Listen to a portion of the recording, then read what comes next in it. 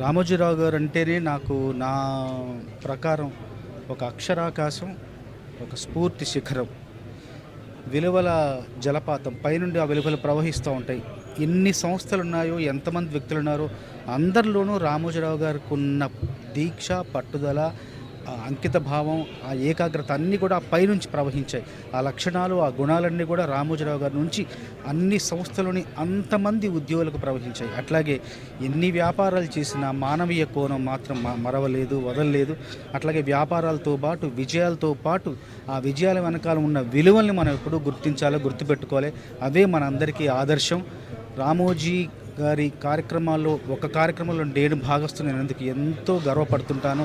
ఆయన చూపించిన దారిలో ఆయన ఆదర్శంగా తీసుకొని, ఆయన స్ఫూర్తిగా ప్రేరణగా తీసుకొని మరెంతో మంది ముందుకెళ్ళాలని, ఆయన తెలుగు భాష ఆత్మవిశ్వాసానికి ప్రతీక అని, ఆత్మవిశ్వాస పతాకాన్ని ప్రపంచవ్యాప్తంగా ఎగరేసిన గొప్ప ధీరుడని చెప్పేసి మనస్ఫూర్తిగా తెలియచేసుకుంటూ, ఆయన సంస్థలో ఒక భాగస్వామిని అయినందుకు ఎంతో గర్వపడుతున్నాను.